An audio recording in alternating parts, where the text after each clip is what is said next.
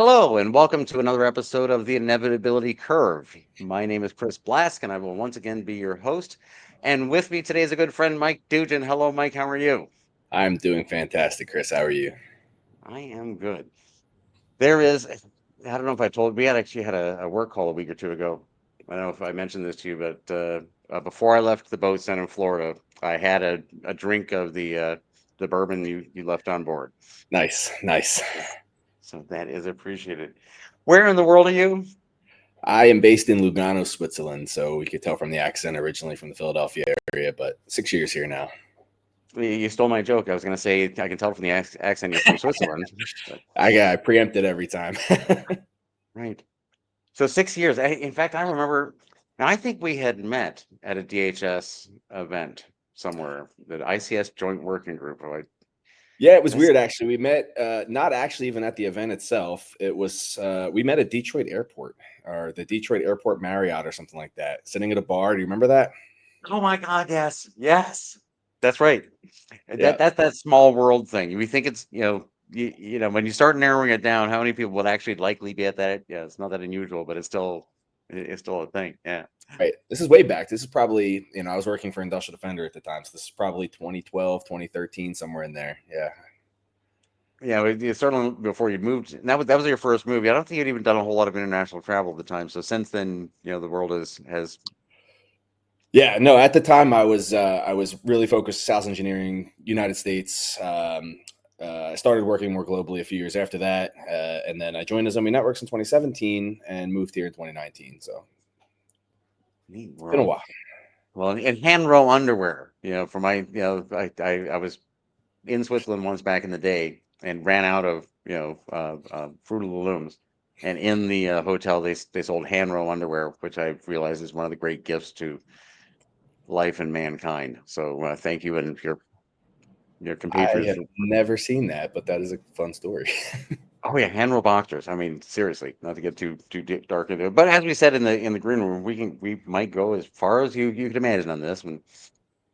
And we're talking about risk today, right? Which is a great general topic, and we can apply it to all sorts of things. And you and I have different career, our specific career paths in this space, and we'll discuss that throughout this. But it's this wonderfully generalistic concept that we all deal with, right? And as I was saying just a moment ago in the green room, I literally just came out of a working group meeting where we're talking about supply chain security, and we finished up some working groups. We're looking at the next working groups, and someone bring up, how do we bring in risk analysis, all of it, all of this. And I jokingly say, my brain short circuits because, oh, hold my coffee. Risk. What does that even mean? How do we quantify that? How do we put that in scope? And to perhaps get us started, look at the Wayback Machine. How have we done that? Since primeval, times. They have the eye spot helps you lower your risk because you can see a predator, above you, between you and the light source. And in human evolution, obviously, that we've been our ancestors, have been really good at figuring out risk by definition, having lived long enough to give rise to us and all of our iterations in technology, for all that what you and I have seen in our careers and what happened before that, we've apparently done well enough. We're here. We're here. How the heck did we get here? Right? What are your thoughts? When you're in your career or wherever you want to start with looking back, actually putting quantification to risk in a practical way. Yeah, I think I've been blessed to have spent pretty much the entirety of my career in cybersecurity for operational technology, IoT, that space. I really didn't spend a lot of time on the IT side, right? And when I started, this is pre Stuxnet. This is 2007, 2008 timeframe.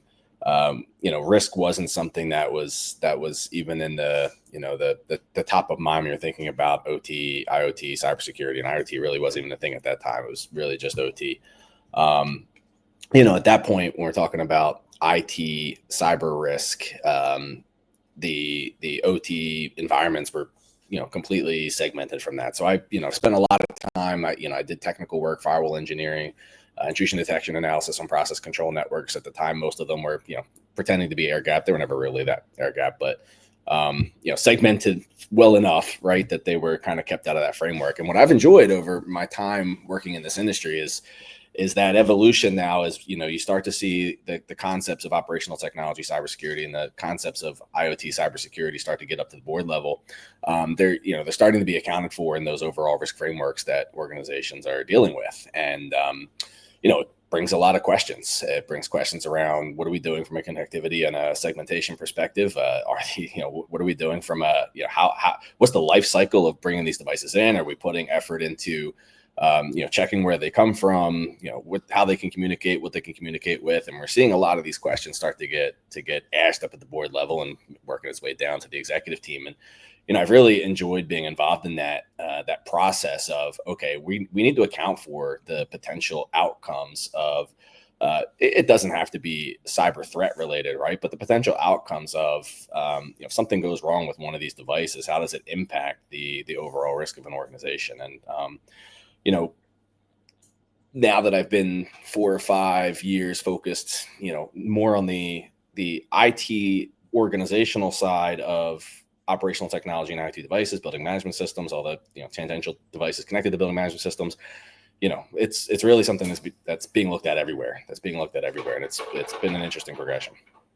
Well, I'm glad you brought in OT, the operational technology side of this, because appreciate that as well. That throughout my career, because in the IT space, we go, oh my God, someone could. Okay, let's be clear. What? Steal my information? Send an Right. email that looks like it came from me, as opposed to the OT world where, oh my God, someone could kill us all.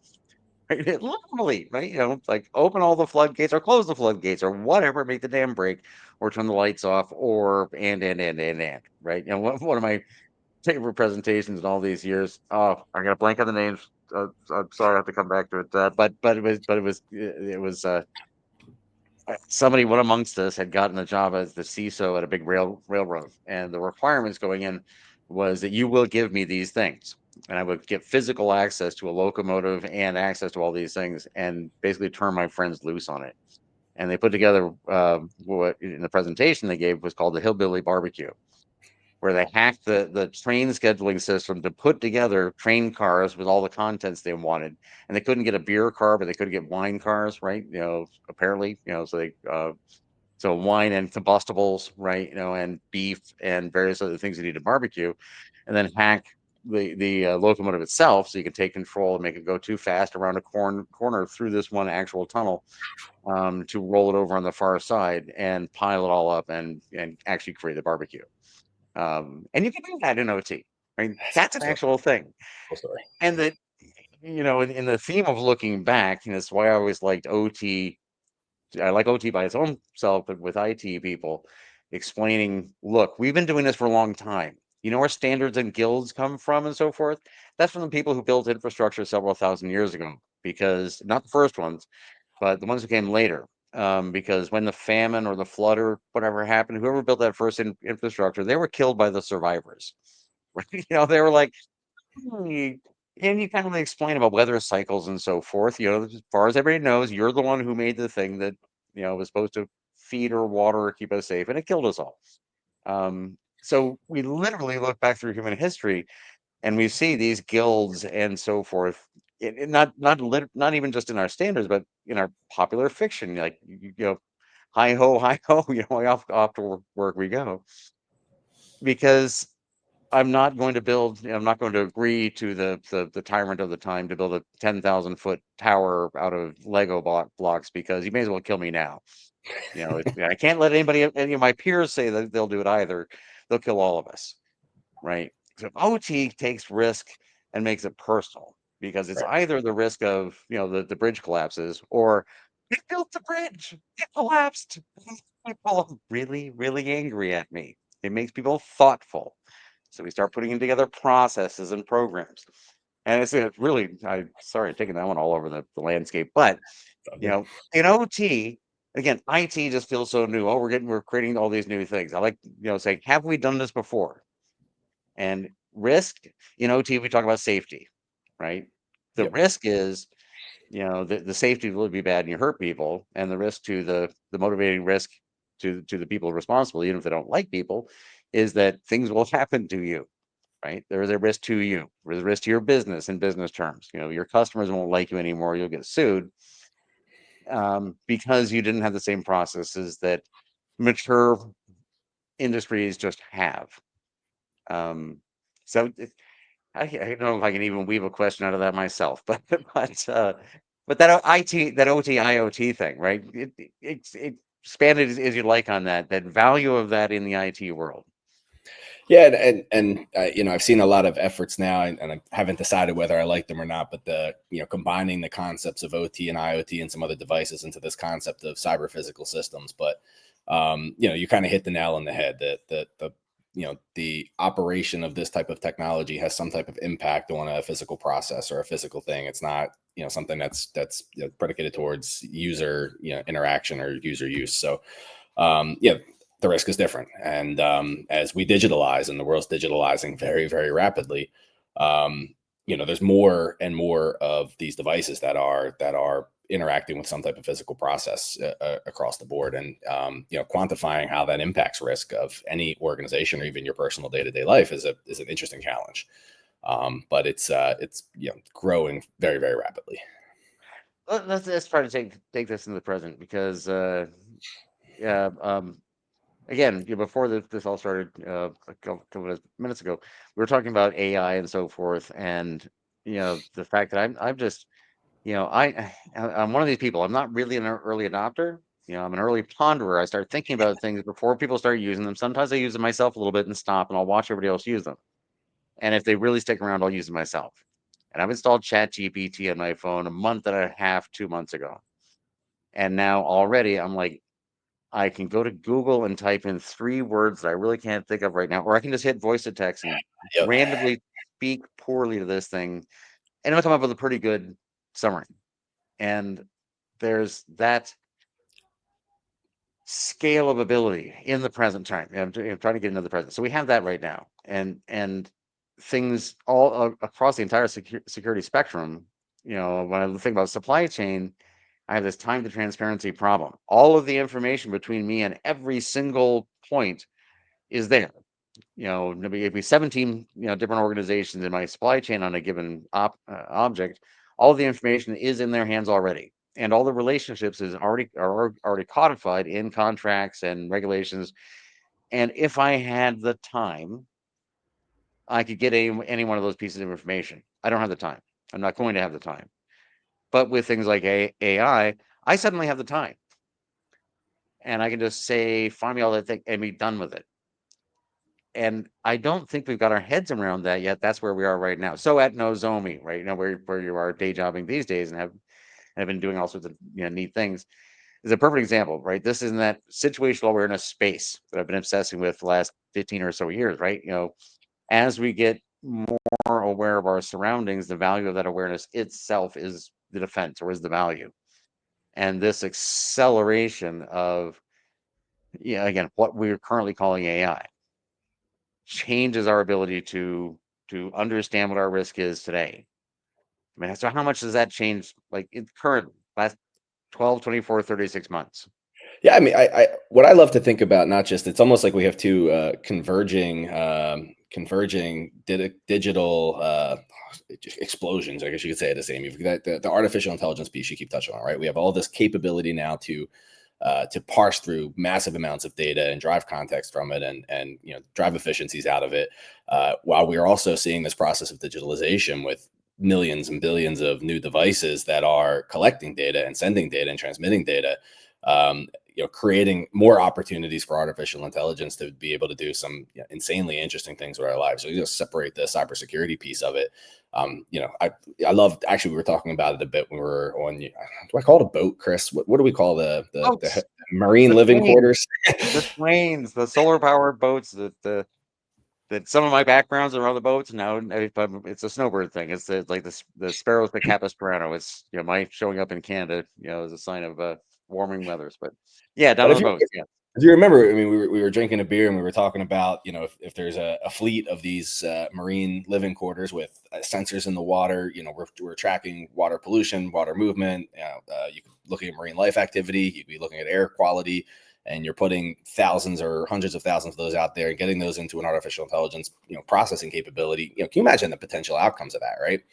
So I'm thinking about it in a lot of ways, in my current role, both with my organization and in general, because I'm fascinated by this stuff of how that's applicable to risk, how that's applicable to cybersecurity, and there's a lot of different ways to look at it. I enjoy thinking about the potential challenges of taking AI to all of the interesting, the process data. You can go to all of the event logs and, ease the concepts or ease the process that analysts take to find out, look at the things that they need to respond to. Or, if you think about it from a risk perspective, I like to think of risk, and it helps that this is how we're looking at it from an Nozomi perspective of, there's different stages of risk management. There's the identification of risk. There's the evaluation of the steps that you can take to reduce risk. There's the actual mitigation process, and then ongoing monitoring. And if you can simplify that risk identification process and simplify the process of prioritizing where you want to put your efforts from a mitigation perspective, you can apply this to any one of these different challenges that we talked about. Artificial intelligence can help, really ease the burden of reducing risk in our day-to-day lives in every fashion. But I think about it a lot from the cybersecurity perspective. Well, I'm glad to mention the boats because I love that analogy because the way we get data right now, as I sailed these boats up and down the Florida coast through thousands, hundreds and thousands of miles of water that we read about all the time because the seagrass or the manatees or the agricultural runoff or whatever it is. And to be clear, when we get the data, we get data well because some group of public and private organizations will decide we should have a data collection point at some point in this body of water, and it's after some period of time, usually measured in months and years. Somebody will spend some amount of money, probably in tens of thousands of dollars at least, to put a buoy in, Right. and now we have a data point, right? Tidal, tide is something everybody can understand. You would think there'd be millions of tidal sensors around Miami and so forth. No, there's like 12, right? Because it's just big and cumbersome and slow. And one of the pushbacks that I've gotten to this whole idea that you're describing, Mike, is well, it's too many, too much. Right? Every boat on the water, is a data platform that is producing temperature and salinity. And I mean, oh my God, that's so much data. What do we do with it? And my this is a very inevitability curve thing. I look out in the future and I think we will do these things. So the problem, any problem you can think of, we will have solved by that point. And this is one of them. So much data, everything we're talking about now, it's like, well, now, and it's funny because you and I, that conversation is like at least 2 years ago, right? And About I've two been years ago, doing yeah. like 4, 5, 6 years. And at the beginning of that, people would just look at me like I'm crazy. But on this one right here, I think right now, if I frame the conversation, most people just nod and agree. It's like, oh yeah, that's not a problem at all. Hoover up all the data. Of course you do. But I was smiling as you were saying the last bit too, because it struck me that and maybe this is a characteristic of when something becomes emergent, because the big problem I have right now is deciding what questions even to ask my little, AI friends, Right. right? Because and they're all questions that I wouldn't have asked before. I couldn't have asked them. I mean, I could ask them. It's like, I didn't know there's nobody's going to answer them, and there's so many of them. And just in casual conversation, this we talk about risk, right? Like you and like all of us, we're not just faces on TV. We're not just corporate creatures. We live in worlds. We know people, right? And among my friends and family and so forth is the entire range, including people who are, as we speak, on the street and living there, not doing well, very, very hard. And in just in the last month or so, I've hooked up at least two of those folks with Chat GPT because if they have one thing, they have a phone. Yep. And for that sort of situation when life is really hard and very moment by moment, having anyone to talk, just asking a question, just to be able to say, how do I get to where is and maybe the big difference. And the risks you take. Well, as opposed to finding out there's some way you can get a bite to eat without committing a crime that'll put you in jail, where you didn't intend to get a bite to eat, but you're in jail again, right? Um, that's the kind of benefits and risk analysis we're talking about at every scale. And that sounds sort of melodramatic, perhaps, in a corporate context, but no, it's not. It's literally the same stuff. Perfectly applicable. Yeah. So this, so the question I, sort of had in my head about that is yeah, this prompt engineering is not just how to frame the questions. That's important, but I think as decision makers or the kind of people who watch shows like this, It's it's now we have to not ask a bunch of questions because there's an infinite number we could ask and you get fascinating answers that would occupy all our time, but we don't have time for that. What solutions can I get visibility into right now? Right. Is that too simplistic?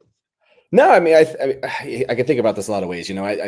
Back to your Chat GPT example. Some of the selfish ways that I use it is just how do I make my day to day life easier, and think about it from the context of the type of work that I do. Okay, I have an RFP I need to respond to, and a lot of the data I would be responding is on the internet. I can just put the questions in and Chat GPT, and I'll get answers out. And of course, I want to rephrase it, things like that, recommendation letters, emails. I think the challenge I have is just being careful as to, what information I'm putting in there, especially if you're logged into it, is going to be used in some other way and used to train the engine. And, privacy concerns is something I'm really worried about. But yeah, I do. I mean, I spend a lot of time thinking of ways to properly prompt an AI system in order to make my day-to-day life easier, to get things accomplished in seconds or minutes that used to take me hours or days, right? I think when I think about using AI in the same context from a cyber perspective, going back to what I've been doing from a career perspective, we like to suck up a lot of data around asset information, how they're communicating, who they're communicating with, where each of those individual devices is set from a segmentation perspective, what devices they should be communicating with, what logs we might be gathering from that data. And there's some really cool things. Again, we got to think about the ways to ask the questions and ways to drive how those questions are being asked. But if you can say, if every individual one of those, we could say a PLC, we know who it should be communicating with. It should be one master station that's controlling that, and then there's everything underneath of it that it should be communicating with, and specific protocols and specific function codes within those protocols. And if there's anything outside of that, you can really start to make an investigation. Or if you've got a CCTV camera somewhere that is typically only supposed to be communicating with whatever's controlling that camera, wherever it's sending the video feed, and it starts communicating with a billing system or a fish tank, that's maybe not something that's easy to pinpoint in the logs, but that's something that AI can, really pick up and say, let's mitigate that. Or even, in a much simpler fashion, if you have every little piece of asset data and full software bill of materials and hardware bill of materials, and something's being actively exploited, or there's some new vulnerability and that's been discovered in any of that, and you don't have to type anything. If it's an automated process to say you have 300 servers that are running this piece of software, that there's a new vulnerability that's actively being exploited, why don't you go to those 300 servers and turn that service off or update it in some way? AI can make that whole process much, much simpler. Again, it's about asking the right questions and putting the right context to it. And that's the thing I'm excited to be working on with my current organization, is Zomi Networks. I'm blessed, actually. Our organization, we're up to 4 AI PhDs, so it's I'm not completely relying on the ChatGPT thing. I'm getting to learn a lot about the under the covers artificial intelligence pieces, and that's been great. Well, and I'm glad you touched on that part of it because and again, this is not just about AI or, it's not, again, we're just calling something else AI again. So we'll just keep using the acronym, but, because we all know what we're saying, but it's not artificial and it's not intelligent, but it's very cool. Right. And, yeah. One of these things we do is like, well, of course it's not perfect and you can't trust it. It's like, nothing's perfect. We're pretty good at, and again, we're talking about risk here. We have an innate ability to tell, when something's just terrible, or or let me put it this way: we have innate distrust of things that seem really authoritative, right? Yeah. So no, we're not going to all believe what ChatGPT says or what these AI tells us, but I'm not going to believe what an intern I hired for the summer tells me either. But I've asked them to go out and create a summary report. They came back with a summary report. I'm mostly going to look at it and see if there's anything I didn't know already. I'll see if they missed anything, and I'll, but again, my point: use that for things. And in the it's still on my screen over here, so it's sort of an interesting example of it, because in this last working group, and we know, I think most people who watch a show like this know the acronyms, but let me spell it all out. So the Department of Homeland Security, Cybersecurity Infrastructure Security Agency, DHS CISA, and the Department of Commerce on National Telecommunications Infrastructure Administration, NTIAA. I'm missing an A. Anyways, not agency administration. Anyways, the Department of Commerce, NTIA, is where the software bill of material, the SBOM, work inside the federal government began, and then it moved over to the Department of Homeland Security, CISA. So it was in that which is geeky sort of stuff, right? You have to be following to, have no other good hobbies to even know these things. Um, but I'm sitting in this CISA working group, looking at, potential next efforts, and one of them was, SBOM repository, defining an SBOM repository. And as there was a half dozen of us who, literally, five of the best people in the world plus me, well, God knows why, so we're trying to figure this stuff out, and none of us know the answer to a silly question. Is like, is there a current definition of an SBOM repository? And I can think of at least one other document that really is current and canon, that it could be in. And if I was a better person, I would have read it by now, but I haven't. Um, so instead of saying I don't know during the last call, or trying to make a note in my head because I'm talking at the same time and I write it down. I can't, I'll forget what I'm saying, and trying to remember to go read that document later, maybe next week come back with something, to the point that I'm not getting to here. I put myself on mute while somebody else was talking, and I asked ChatGPT, is there, definition for an SBOM repository? And it said, no, there isn't. And, back in the call, I said, no, there isn't, right? And somebody else was talking again. I'm scanning back down through it, and I see us at the bottom of the response, where it says, the Department of Commerce, NTIA, and DHS, CISA working groups, have discussed this in the past, but have not come up with a definitive. And I hold down to the camera. It's like, it's talking about us, right? How recursive can you get, right? It just did, again, the college intern level of research, but still good research of the entire internet, and fed back into the working group the knowledge of the working group's own environment, which is just, what does that mean? So I mean, everything you were saying just now, like, yeah, and for people who are not familiar with all this, you might say, well, weren't you doing that already? Can't you just have someone look at that? It's like, you're missing the point. And many of us have been looking at this point all along the way for years and years now, because you say, 10 and 15 and 20 and 30 years ago, that someday what we're going to do is we're going to take all the events from every device. Oh, and we're going to have 1,000 times more devices per square foot, and they'll be 1,000 times faster. And we're going to take all the events from those, going to hoover them all up all at the same time, and compare all that together so we can see how our risk profile is actually being actuated out in the real world. And people will just say you're nuts. And everything you just said is premised on the fact that we basically do that now. Yeah. We're already doing all that. Now we're up to this mental level where you're saying you actually need humans or something human-like to stare at this to get the nuance out of it. But if you did, oh, and we do, what does that even mean? Right. So let me, looking at time. Okay, so we'll try to get in the future here. So are are you and I just too close to this, and fascinated by the shiny thing and say, oh, we're just about to hit this next crux and this changes everything? Or does it? Or if not, how long does it take to get to that next level of where everything new we were talking about now is just built in?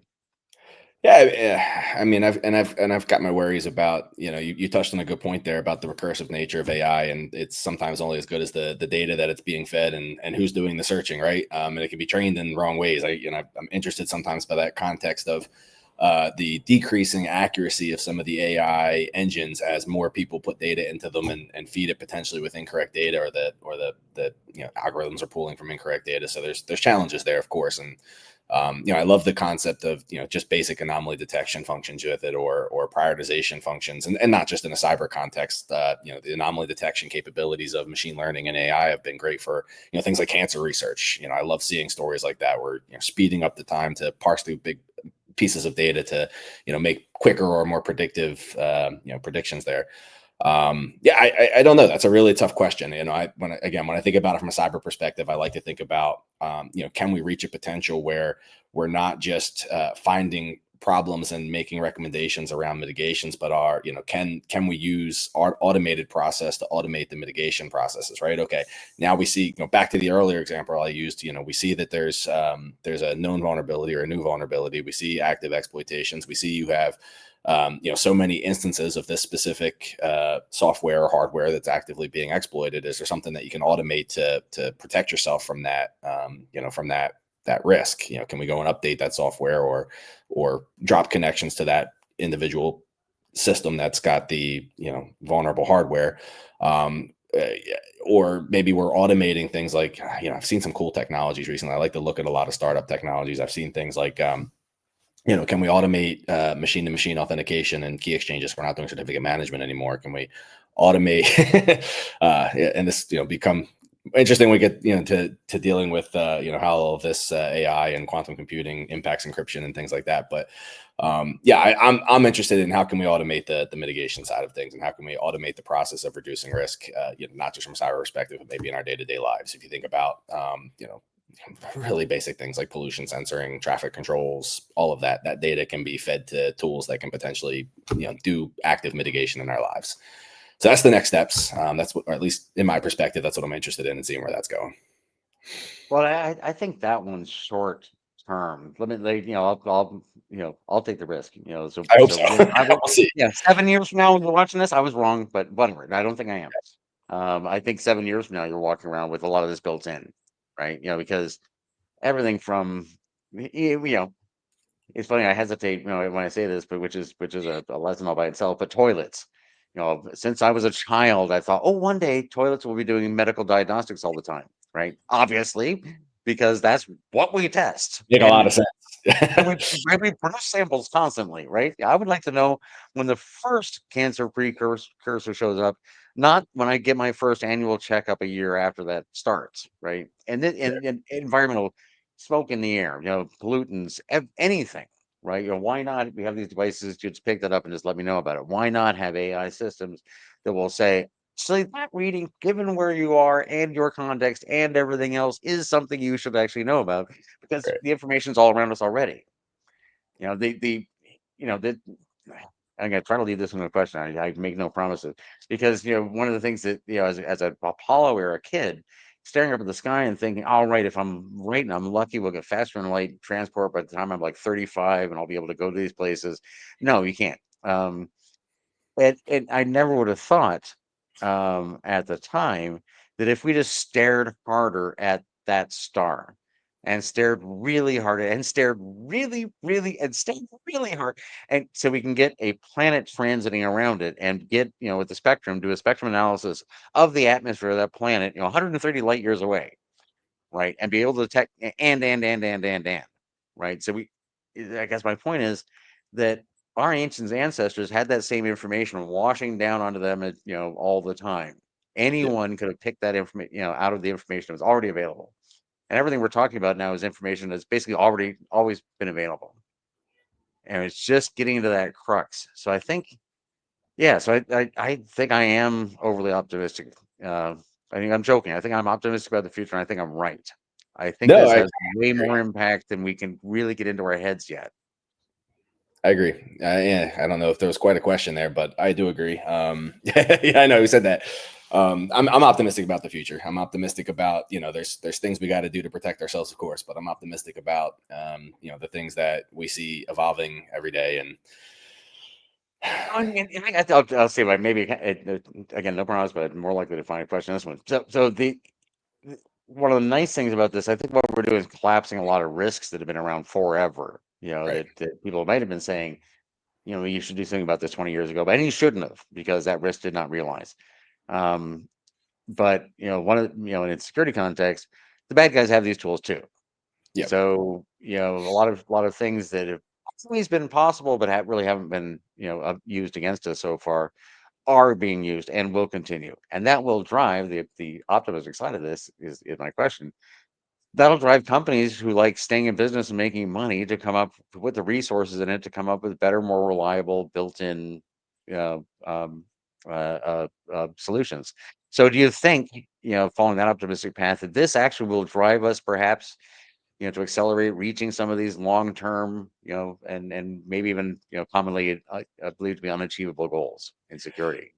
I think so. And the optimist in me, I think artificial intelligence, automation, these things are going to be a greater advantage for the defenders than they're going to be for the bad guys, right? I really do believe that.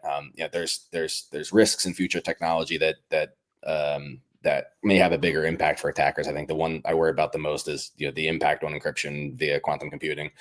I think about all the people like the Bitcoin network, for example. I won't go down that rabbit hole right now, but I think in general, though, I do think that AI and automation are going to be an advantage for the defender over the attacker if we properly utilize it and harness it and make it available. Yeah, I think that's a that's a good note to end on as any, because I think that's true, right? Because and it's that ratcheting effect we always get, the Wild West, before Yep. the civilized urban infrastructure, which has its own problems, but in the end, is very efficient. And and security and risk management is not an infinite field. We've just been dealing for tens of thousands of years, for tens of years in the IT space, with the understanding that you can never see it all. So therefore, we'll do these things, and maybe we can see it all. Yeah, and I mean, and I think for me, I think I was talking more in the context of security when I gave that answer, but in general, I think the benefits of automation and artificial intelligence. I know you hear a lot about the risks and how much how much regulation do we need, and how much oversight do we need, and all of the efforts that we're making in artificial intelligence and automation and digitalization. But I think in general, just like I was on that path for cybersecurity, I think for humanity in general, that the positives are going to far outweigh the negatives. We just got to put the effort in. Yep. So I'm afraid if we go any further, we'll dive back into the darkness. So we'll leave it at that. And thank you, Mike, for everything you've done. Thanks for your friendship. I know your family. You're one of 4 or 5 people that has ever sailed at this helm of my boats, right? So, and Yeah, it's been same, Chris. It's been great to know you all these years. I appreciate the multiple invitations now to visit you there in Florida and have a beer or two talking about these exact same topics and concepts. It's been enjoyable. thanks, man, and thank you all out in the world for spending your time with us today. As always, we'll see you around on the show, and be good to each other. Appreciate it, Chris.